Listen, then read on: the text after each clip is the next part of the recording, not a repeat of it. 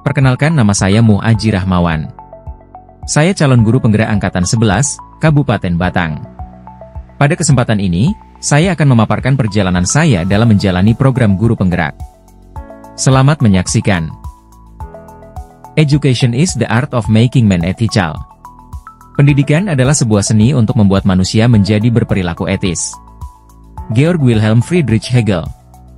Menurut saya, pendidikan bersifat sebagai seni yang luwes, indah, bermakna dalam, berfungsi sebagai terapan maupun keindahan. Dengan segala dinamika dan sentuhannya, kayu yang awalnya biasa dapat dibentuk sebagai barang tepat guna maupun ditonjolkan lekukannya untuk menjadi mahakarya yang indah. Pendidikan merupakan suatu proses menuntun siswa dengan penguatan karakter, norma-norma sehingga akan menjadi generasi yang memiliki nilai moral, kebajikan dan kebenaran untuk menjalankan kehidupannya. Generasi yang akan datang adalah cerminan pendidikan saat ini yang kita poles seperti membuat mahakarya terbaik yang akan mewarnai negeri ini di masa depan. Bagaimana filosofi Ki Hajar Dewantara dengan Pratap Triloka memiliki kaitan dengan penerapan pengambilan keputusan sebagai seorang pemimpin? Seorang pemimpin pembelajaran dapat menggunakan filosofi Ki Hajar Dewantara, Ing Ngarso Sungtuludo, Ing Madio Mangunkarso dan Tut Wuri Handayani, sebagai landasan dalam membuat dan menjalankan berbagai keputusan. Keputusan yang diambil oleh seorang pemimpin pembelajaran akan lebih efektif jika ia mampu memberikan teladan untuk dijadikan contoh bagi murid dan lingkungannya. Berikutnya, sebagai bagian dari komunitas ia turut serta menggerakkan komunitasnya untuk melaksanakan keputusan yang telah dibuat. Pada kesempatan lain, pemimpin juga menempatkan dirinya sebagai motivator sehingga murid dan lingkungannya termotivasi untuk melaksanakan berbagai keputusan yang telah dibuat oleh pemimpinnya. Jadilah pemimpin pembelajaran yang baik bagi masa depan. Bagaimana nilai-nilai yang tertanam dalam diri kita berpengaruh kepada prinsip-prinsip yang kita ambil dalam pengambilan suatu keputusan? Dasar dalam pengambilan keputusan mencakup 3 hal, yaitu nilai-nilai kebajikan, berpihak pada murid, dan dapat dipertanggungjawabkan. Nilai inilah yang akan menjadi dasar penentuan benar, salah sehingga kita dapat membedakan kasus yang termasuk dilema etika atau bujukan moral.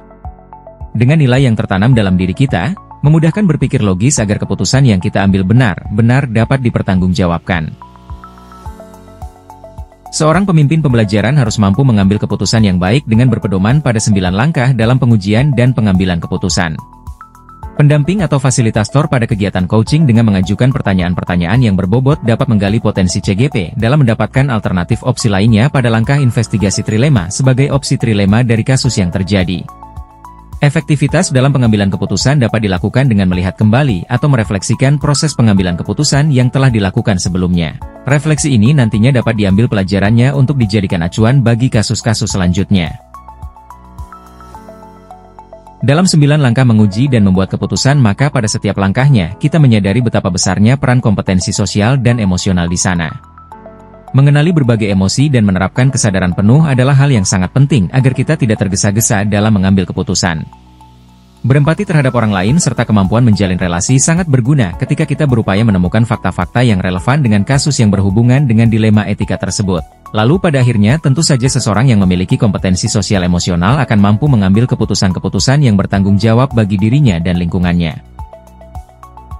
Lalu, bagaimana pembahasan studi kasus yang fokus pada masalah moral atau etika kembali kepada nilai-nilai yang dianut seorang pendidik? Nilai-nilai yang dianut seorang pendidik akan menuntunnya dalam membuat keputusan yang baik. Jika seorang pendidik meyakini berbagai nilai-nilai kebajikan merupakan bagian dalam dirinya, maka dipastikan itu akan menjadikan dirinya sebagai sosok yang memiliki integritas dan bertanggung jawab. Pada langkah pengambilan keputusan, seorang pemimpin harus bisa mengenali nilai kebenaran yang saling bertentangan. Disinilah nilai-nilai yang selama ini tertanam berperan dalam identifikasi nilai benar salah. Pada uji intuisi, seseorang akan membandingkan dan mengkonfirmasi apakah suatu keputusan sesuai dengan kode etik keprofesian dan nilai kebajikan yang selama ini diyakini. Lalu, bagaimana pengambilan keputusan yang tepat?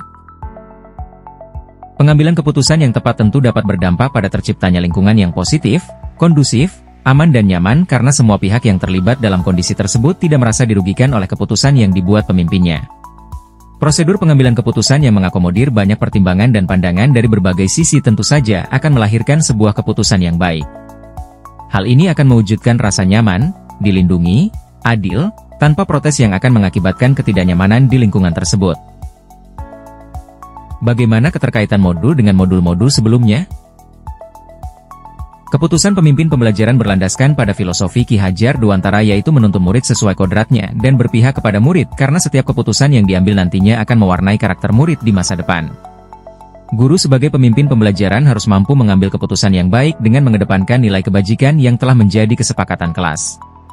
Pembelajaran sosial emosional dan pembelajaran berdiferensiasi merupakan bentuk apresiasi guru terhadap keberagaman murid-muridnya. Selanjutnya, pada tahap perencanaan dalam mengambil keputusan, seorang pemimpin pembelajaran dapat menggunakan alur bagja untuk mewujudkan budaya positif sehingga dapat menciptakan kondisi lingkungan yang nyaman. Hal luar biasa yang saya dapatkan dalam mempelajari modul 31. Setelah mengikuti tahapan demi tahapan dalam mempelajari modul 31, saya merasa cukup memahami konsep-konsep yang dipelajari pada modul ini, seperti dilema etika dan bujukan moral, 4 paradigma pengambilan keputusan, 3 prinsip pengambilan keputusan, dan 9 langkah pengambilan dan pengujian keputusan. Hal yang di luar dugaan menurut saya adalah bahwa sebagai pemimpin pembelajaran kita tidak semata mengambil keputusan hanya merujuk aturan saja, namun di atas itu semua bahwa keputusan yang dibuat harus berpihak kepada murid. Pembelajaran yang saya dapatkan setelah mempelajari modul 3.1 secara pribadi. Dampak yang paling signifikan bagi saya setelah mempelajari konsep ini adalah saya mampu mengenali dilema etika dan bujukan moral. Kemampuan ini nantinya tentu saja akan mendorong keterampilan saya dalam membuat berbagai keputusan yang tepat. Modul ini memberikan pemahaman yang komprehensif bagi saya dalam mengambil keputusan, baik sebagai individu maupun sebagai pemimpin. Melalui modul ini saya memahami cara membuat keputusan yang baik dengan menerapkan 9 langkah dalam menguji dan mengambil sebuah keputusan. Dengan menggunakan langkah-langkah ini, maka keputusan yang saya ambil akan jauh lebih baik dari kondisi saya sebelum mempelajari modul ini.